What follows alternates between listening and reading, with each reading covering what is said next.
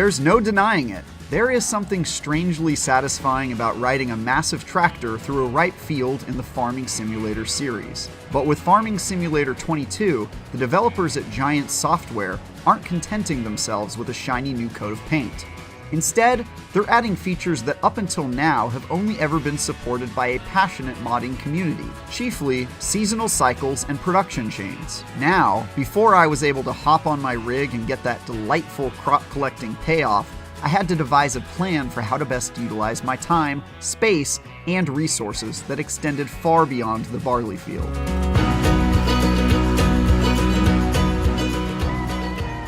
It's hard to overstate just how big of a deal seasonal changes were in my time with Farming Simulator 22.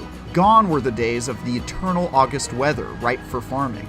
Now I had to get creative, plan which crops to grow during which seasons, and make sure I harvested everything before it withered on the vine. The hot summer months, for example, were a great opportunity to grow wheat and stock up on my reserves for colder months, while the snowy winter season called for building greenhouses to grow strawberries in the inhospitable weather.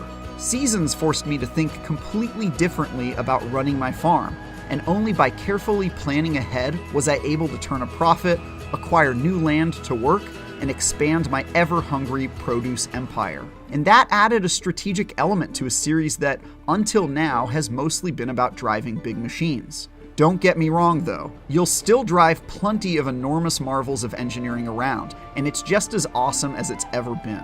There's just a lot more to it now. A perfect example of how the series is evolving can be found with its other major addition, production cycles, which involve you in the refining, distribution, and finally the selling of your goods. In one scenario, I harvested wheat, brought it to a factory to be turned into flour, then brought that flour to a bakery to be cooked into bread. And in another, much more elaborate sequence of events, I spent an entire in-game year figuring out how to grow or harvest strawberries, sugar, milk, eggs, and butter, just so I could manufacture and sell cakes. Expanding my business by purchasing production facilities became an addictive part of making money to feed my ever-hungry farming operations, in addition to the ever-hungry animals and people I was literally feeding. Why just sell my crops when I could own the businesses that make use of those crops and get some of that sweet, sweet vertical integration going?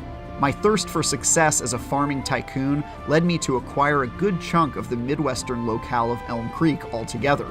And of course, as my operations expanded and my cash reserves grew, I was able to afford bigger and better farming equipment that let me seed, fertilize, and harvest my crops in classic Zen-like fashion. Farming Simulator has always had these beautiful machines in spades, and this game is no exception. There are some pretty beautiful models too, like the Fendt Katana 650 and the New Holland Broud 9070L. It's been a few years since the last Farming Simulator, and so far it seems that Giant Software has not been sitting on their laurels.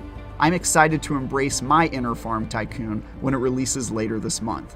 And yes, also to drive around really big machines.